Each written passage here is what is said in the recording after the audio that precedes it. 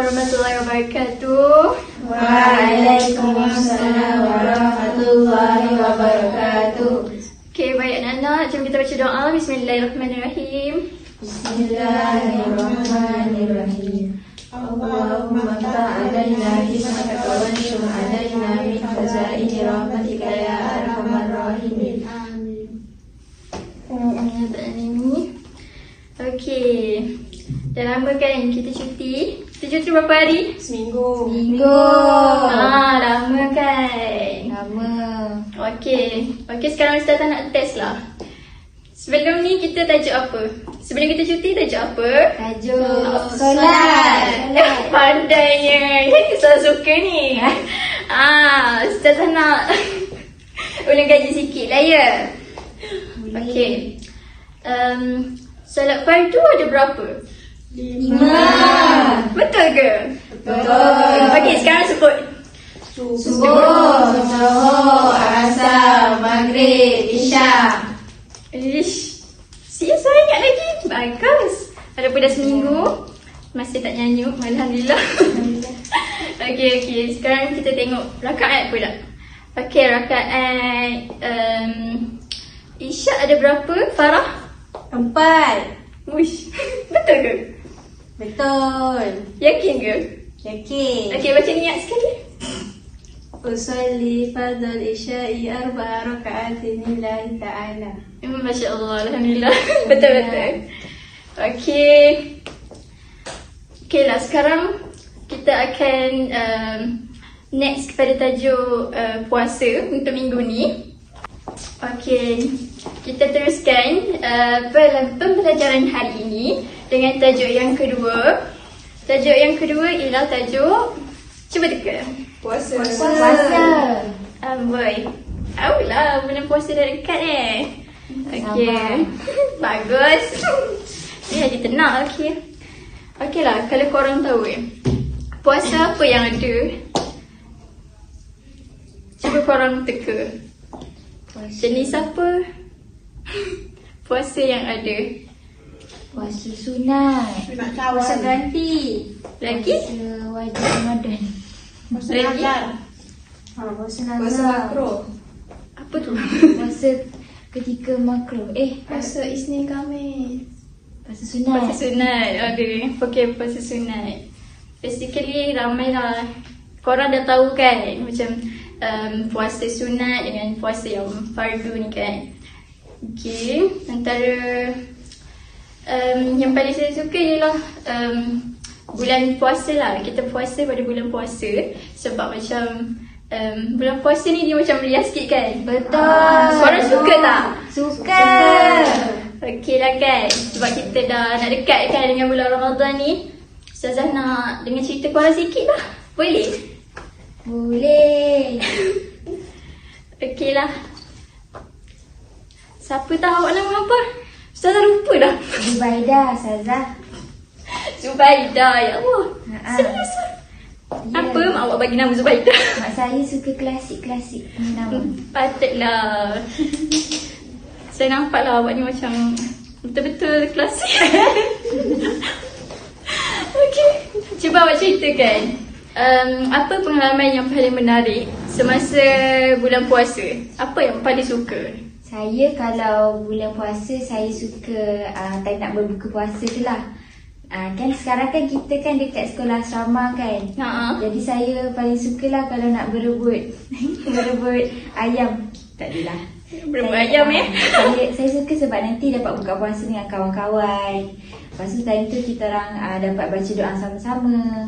Kita orang dapat eratkan hubungan silaturahmi sama-sama. Lepas tu time puasa pula banyak jual makanan sedap-sedap. Jadi saya suka sangat vibe berpuasa di sini.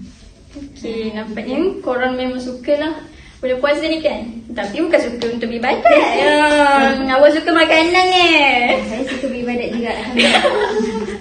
Sebab itu kenapa tak mention terawih? Ayo. Saya baru nak mention, alamak. Okay. Okay. Tapi saya suka lah macam pada puasa kita macam nak kalau macam terawih kita boleh dah pergi sama-sama, buka puasa sama-sama kan. Okay. Okey, sekarang dah habis dapat cerita. Okey, kita akan sambung pembelajaran kita. Sekarang boleh buka teks korang, muka surat 30, tajuk 2. Okey, bismillahirrahmanirrahim. Assalamualaikum pelajar semua. Okey, kalau tadi Ustazah dah terangkan berkaitan bayangan apa yang kita nak belajar hari ni. Kita nak belajar apa hari ni tajuk yang kita bincangkan tadi? Okey, puasa. Okey, sebelum tu, okey, hari ni Ustazah akan masuk kepada konsep puasa. Sebelum tu Ustazah nak tanya, apa itu konsep? Kalau dalam peperiksaan pun soalan ni popular. Apa itu konsep? Okey, Aisyah nak jawab? Okey, bagus. Okey, konsep tu merangkumi maksud, hukum dan juga dalil. Okey, pada hari ni Ustazah akan ajar berkaitan dengan hukum puasa, maksud puasa dan juga dalil puasa. Sebelum tu, Ustazah nak tanya, siapa faham apa itu maksud puasa? Okey, Aisyah? Menahan diri pandai. Ni mesti dah study ke malam tadi? Bagus, Aisyah. Okey, dalam maksud puasa kita ada dua bahagian, iaitu bahasa dan juga istilah. Okey, semua keluarkan buku tulis. Ustazah nak tulis ke depan, semua ikut.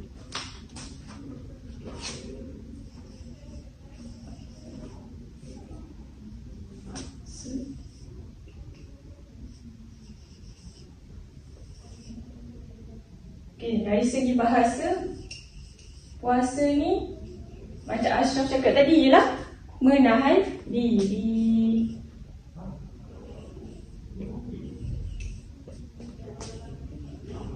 Okey, istilah pula apa?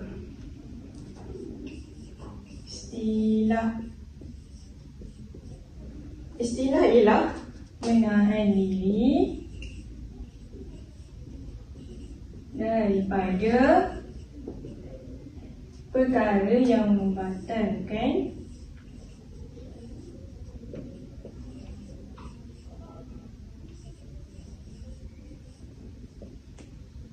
puasa bermula dari terbit fajar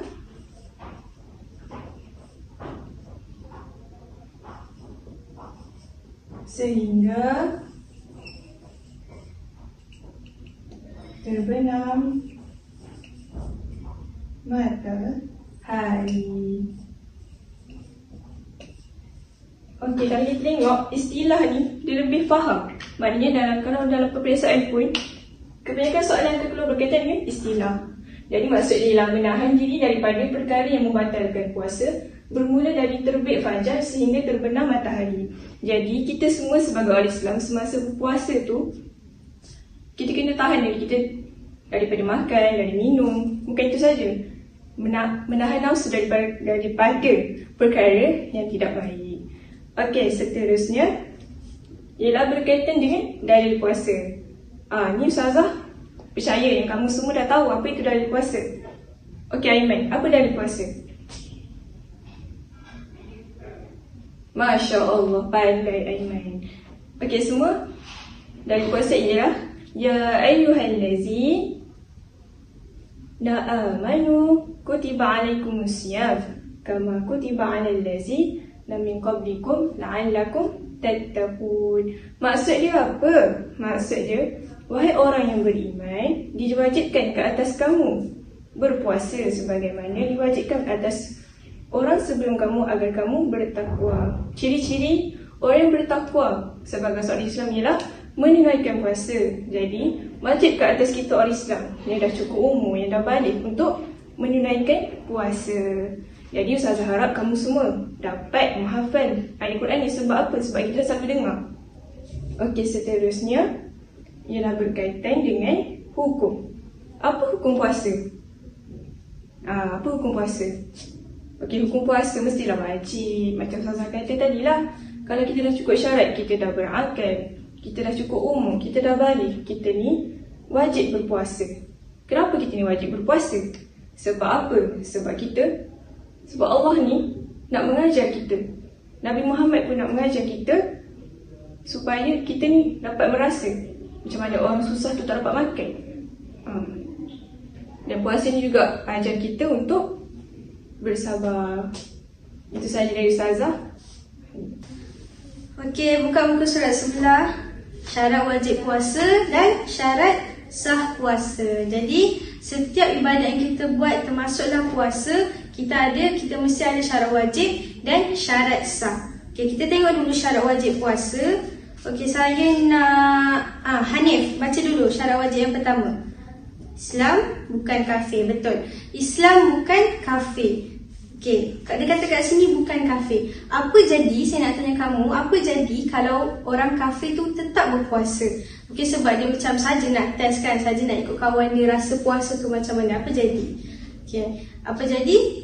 Betul. Boleh, mereka boleh berpuasa tapi malam mereka seperti sia-sia. Okey, yang kedua saya nak Amirah. Okey, kamu macam Amirah. Balik bukan kanak-kanak. Okey, apa maksud bukan kanak-kanak dekat sini? Maksudnya boleh tak kanak-kanak tu berpuasa? Boleh. Sebab apa? Sebab mereka boleh berpuasa sebab faedahnya ataupun manfaatnya adalah mereka boleh praktikkan. Bila mereka dah terbiasa daripada kecil kan, daripada kecil dah ayah dah ajar start puasa, dah ajar macam mana nak tahan lapar semua tu. Lama-lama besar diorang pun akan terbiasa. Mungkin darjah 2, darjah 3 dah boleh puasa penuh. Macam kita kecil-kecil lah kan, 10 tahun kita dah wajib untuk solat kan. Okay, yang ketiga saya nak Aiman baca. Berakal tidak gila. Okey, saya yakin dalam kelas ni semua ada akal kan? Semua ada akal yang waras. Kalau tak kamu tak datang sekolah kan? Okey, apa maksud tidak gila kat sini? Okey, tidak gila kat sini maksudnya, katakanlah waktu kamu puasa tiba-tiba kamu kena histeria. Jadi kamu dah tak waras, kamu dah tak berakal dah waktu ni. Maka kamu tak wajib untuk meneruskan puasa kamu tu. Ataupun sekarang kita banyak sangat isu mental health. So waktu kamu puasa kamu kena depression. Jadi kamu tak wajib untuk meneruskan puasa kamu tu. Okey, yang keempat tidak uzur syar'i yang menghalangnya berpuasa, iaitu yang pertama haid, yang kedua gila, yang ketiga pitam. Okey, haid tu biasalah untuk perempuan kita tak wajib berpuasa. Gila dan pitam ni sama juga macam tadi. Gila kalau kamu dah hilang akal, hilang waras, kamu tak wajib untuk meneruskan puasa. Kalau pitam, dia kata kamu ni jenis tekanan darah rendah, kamu pitam waktu kamu puasa kan, maka kamu tak wajib untuk meneruskan puasa kamu tu.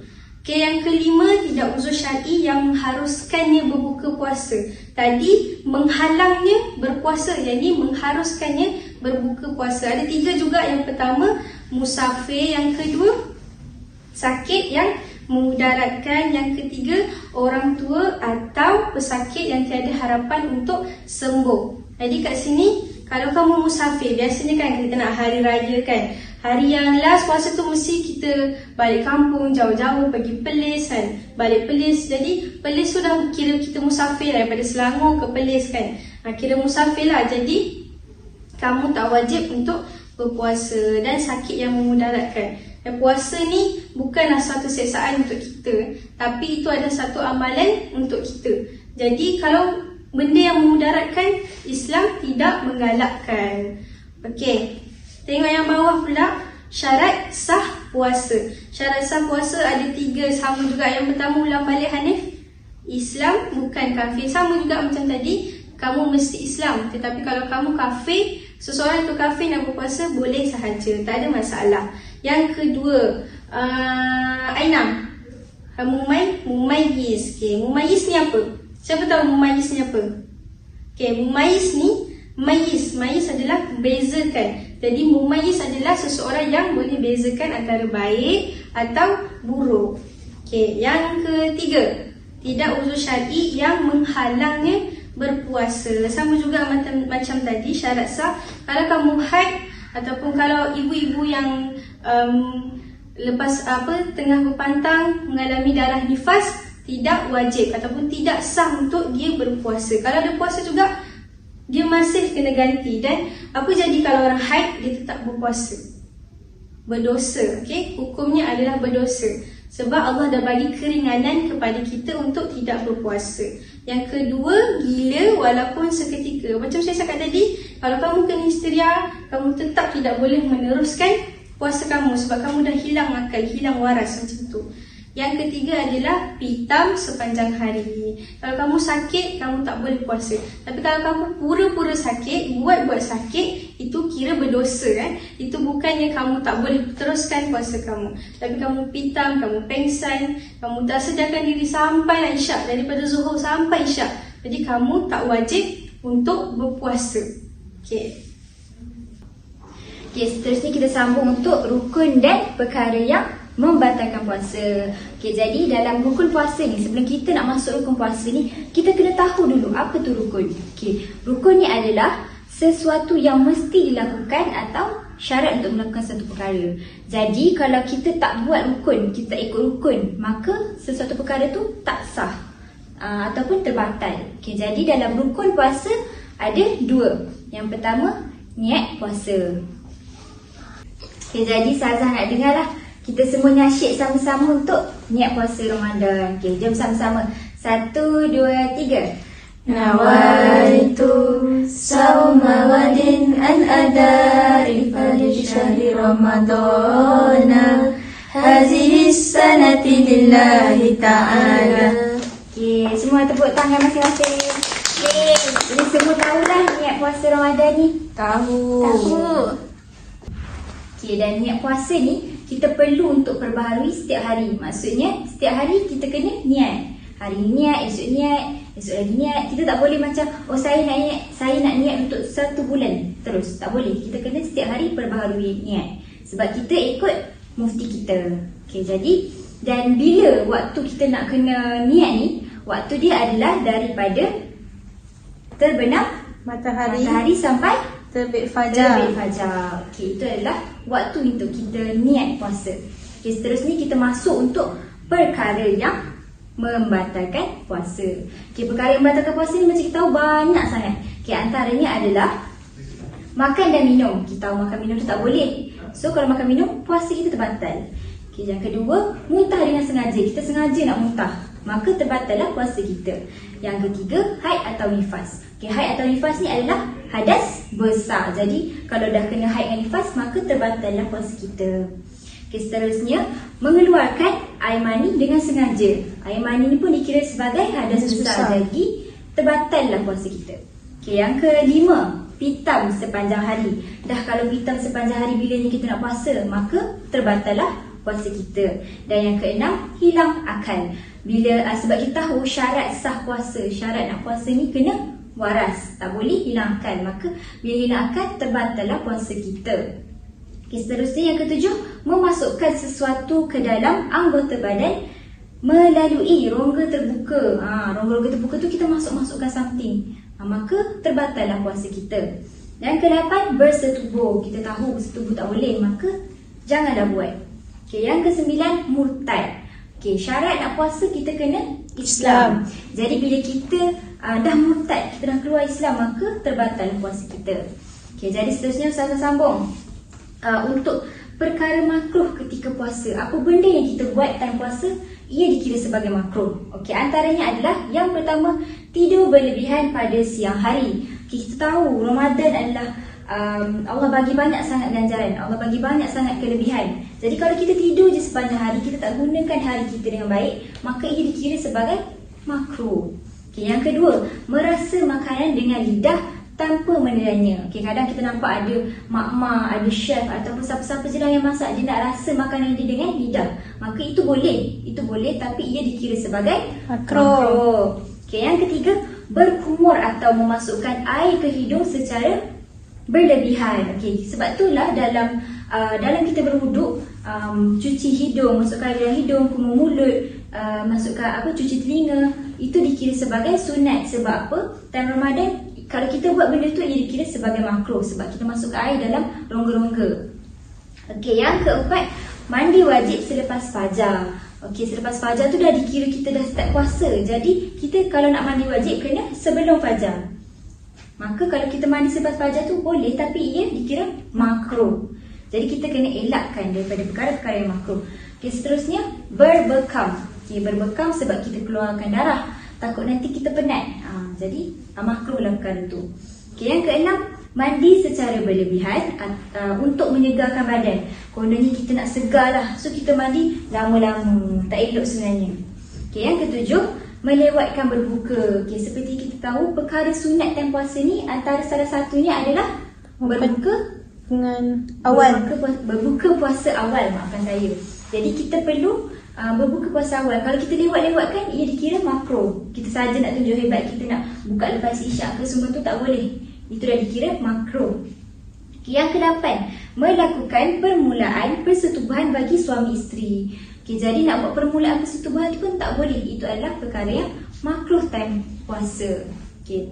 Jadi hari ni Ustazah ada bawa lah sedikit game untuk kamu, supaya kamu ni macam boleh ingat baliklah apa yang kita belajar. Jadi hari ni Ustazah sediakan telur untuk kamu. Telur ni macam mana nak main? Dalam telur ni Ustazah dah sediakan perkara-perkara yang makruh time puasa dan perkara-perkara yang membatalkan puasa. Kat sini ada banyak dalam ni. Jadi Ustazah nak nanti bila Ustazah bagi, kamu buka telur ni dan Ustazah nak kamu susun satu-satu. Perkara membatalkan puasa apa, perkara yang makruh dalam puasa apa. Jadi selepas ni Ustazah bagi, Ustazah nak kamu buat benda ni. Jadi Ustazah bagi kepada kamu semua. Bismillahirrahmanirrahim. Assalamualaikum warahmatullahi wabarakatuh. Seperti mana yang telah kamu semua pelajari sebelum ni mengenai tajuk puasa, iaitu maksud, hukum, dalil. Seterusnya kita akan pindah pada tajuk jenis-jenis puasa. Jenis-jenis puasa terdapat 4 jenis. Yang pertama ialah puasa-puasa yang diwajibkan. Yang kedua ialah puasa-puasa yang disunatkan. Yang ketiga ialah puasa-puasa yang dimakruhkan.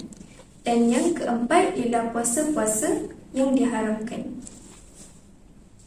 Contoh-contoh puasa yang diwajibkan ialah yang pertama, puasa di bulan Ramadan. Yang kedua, puasa qada. Ketiga, puasa nazar. Dan yang keempat, puasa kafarah. Jenis-jenis puasa yang kedua ialah puasa yang disunatkan. Contohnya, puasa pada hari Arafah, iaitu pada 9 Zulhijjah. Seterusnya, puasa Tasu'a dan Ashura, iaitu pada 9 dan 10 Muharram. Selain itu ialah puasa Isnin dan Khamis. Seterusnya ialah puasa 3 hari setiap bulan, iaitu pada 13, 14 dan 15 hari bulan. Selain itu, iaitu puasa 6 hari pada bulan Syawal. Dan akhir sekali ialah puasa selang sehari. Maksudnya macam contoh hari puasa, esok tak, hari ni puasa, macam itu. Jenis puasa yang ketiga ialah puasa-puasa yang dimakruhkan. Contohnya, puasa pada hari Jumaat sahaja. Yang kedua, puasa pada hari Sabtu sahaja. Yang ketiga, puasa pada hari Ahad sahaja. Dan akhir sekali ialah puasa sepanjang tahun. Manakala akhir sekali, jenis puasa yang akhir sekali ialah puasa-puasa yang diharamkan. Contohnya, puasa pada hari raya Aidilfitri dan Aidiladha. Selain itu ialah puasa pada hari Tasyrik, iaitu 11, 12, 13 Zulhijjah. Selain itu ialah puasa pada hari Syak, iaitu 30 Syakban. Dan akhir sekali ialah puasa selepas nisfu Syakban. Seterusnya ialah tajuk golongan-golongan orang yang wajib berpuasa. Terdapat 4 golongan orang yang wajib berpuasa. Yang pertama ialah orang Islam. Tidak diwajibkan berpuasa bagi orang kafir. Golongan yang kedua ialah golongan orang yang sudah balik. Tidak diwajibkan bagi kanak-kanak berpuasa kerana ia masih belum balik. Dan golongan yang ketiga ialah golongan orang yang berakal. tidak diwajibkan bagi orang yang tidak memiliki akal dan tidak mempunyai kesedaran penuh seperti orang gila. Golongan yang keempat pula ialah golongan orang yang menetap atau iqamah. Orang yang menetap atau tidak sedang musafir dengan jarak boleh laksanakan solat jamak, jadi dia diwajibkan berpuasa, iaitu pada bulan Ramadan. Dan akhir sekali ialah golongan orang yang mampu berpuasa atau sihat tubuh badan. Tidak diwajibkan berpuasa bagi orang yang sakit sehingga tak mampu berpuasa. Okey murid-murid, telah kita pelajari pada minggu lepas tentang syarat sah dan syarat wajib puasa. Hari ini kita akan belajar pula tentang hikmah puasa. Okey, siapa tahu apakah maksud hikmah? Saya.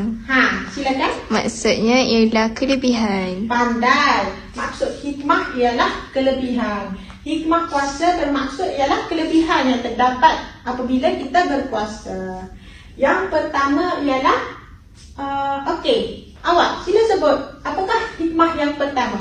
Yang pertama, meningkatkan ketakwaan kepada Allah. Hikmah puasa yang pertama ialah meningkatkan ketakwaan kepada Allah. Seperti firman Allah di dalam ayat Al-Quran, A'udzubillahi minasyaitonirrajim. Ya ayyuhalladzina amanu kutiba alaikumusiyam kama kutiba alal ladzina min qablikum la'allakum tattaqun.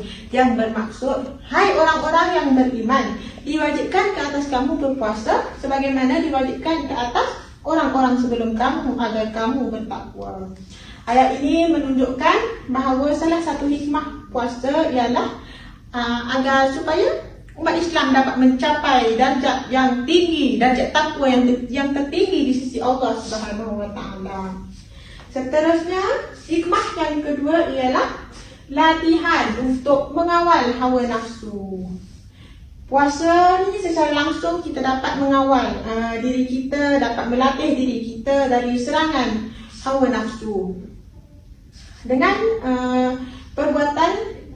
perbuatan berpuasa ni yang kita telah niatkan kepada Allah, seseorang tu diharapkan dapat menguasai dan mengawal diri mereka daripada melakukan perkara-perkara yang dilarang. Kerana bila kita sedang berpuasa, alangkah baiknya kita menghabiskan waktu-waktu tu dengan perkara yang bermanfaat seperti bersedekah, mengaji, tadarus di surau, dan perkara-perkara tersebut tu dapat menciptakan kebaikan di dunia dan di akhirat. Bila diri kita ni meninggalkan kesenangan dunia, ketika itulah kita dapat mengatakan diri kita bahawa kita telah mampu mengendalikan jiwa kita sendiri. Seperti di dalam hadis kursi, Allah berfirman, "Yada'u syahwatahu wa ta'amahu min ajli." Bermaksud, dia telah meninggalkan syahwat dan makanan keranaku. Seterusnya, hikmah yang ketiga ialah berusaha merubah diri menjadi lebih baik. Dalam keadaan berpuasa ni, orang cenderung ataupun berlumba-lumba untuk melakukan kebaikan kerana mereka tahu bila mereka melakukan kebaikan tersebut akan mendapat darjat di sisi Allah. Hal ini adalah salah satu hikmah yang paling baik, kerana bila kita tergoda untuk melakukan perbuatan maksiat atau perbuatan yang tercela, maka sia-sialah ibadah puasa kita yang telah kita lakukan dalam seharian. Berdasarkan firman Allah, Rabbi sha'imin halzuhu min siyamihil ju' wal atash, yang bermaksud betapa banyak orang yang berpuasa namun dia tidak mendapatkan dari puasanya tersebut kecuali hanya rasa lapar dan dahaga. Seterusnya ialah hikmah yang keempat ialah mengikut merasakan penderitaan orang yang tidak mampu. Hikmah puasa ini ialah membuatkan kita mengikut perasaan orang yang kurang beruntung dari segi ekonomi. Bila kita menahan rasa dahaga ni, perasaan ini jugalah yang selalu dirasakan oleh orang fakir dan orang miskin. Dengan kita merasakan emosi-emosi seperti berikut, membuatkan kita semakin mempunyai sifat bersimpati terhadap orang lain. Hikmah yang kelima ialah baik bagi kesihatan jasmani. Dengan berpuasa, kebutuhan ataupun keperluan rohani kita akan sentiasa dekat dengan Allah dan akan mendatangkan manfaat dalam bentuk pahala. Okey, seterusnya hikmah puasa yang kelima. Okey, awak cuba bacakan hikmah puasa yang kelima. Hikmah puasa yang kelima ialah baik bagi kesihatan jasmani. Baik bagi kesihatan jasmani. Hikmah puasa yang kelima ni adalah bahawa berpuasa juga ternyata mampu untuk meningkatkan kesihatan jasmani kita serta meningkatkan rohani kita. Hal ini kerana bila kita berpuasa, kita tidak banyak melakukan aktiviti seperti makan dan minum seperti biasa. Dengan tidak melakukan aktiviti tersebut, sebenarnya ia membantu mengistirahatkan sistem pencernaan di dalam tubuh buat sementara waktu. Berpuasa juga kita dapat memberikan kesempatan bagi tubuh kita untuk mengeluarkan semua kotoran dan zat-zat berbahaya, zat-zat yang berbahaya di dalam diri kita. Okey, jadi secara kesimpulan kita pada hari ini berkenai tajuk puasa kita ialah kita dapat mengetahui tentang apakah niat puasa, bilakah niat puasa itu perlu dilapaskan, dan hikmah-hikmah yang akan kita dapati apabila kita berpuasa. Seterusnya ialah jenis-jenis puasa dan syarat-syarat sah puasa dan perkara-perkara yang membatalkan puasa. Jadi daripada apa yang telah kita ataupun kamu pelajari, kita mestilah mengamalkannya dan mempraktikkannya dalam kehidupan seharian kita. Kerana ibadah puasa ni merupakan salah satu ibadah yang wajib ataupun yang memang kita perlu lakukanlah dalam kehidupan kita bagi seluruh umat Islam. Sekian, wabillahi taufik wal hidayah. Wassalamualaikum warahmatullahi wabarakatuh.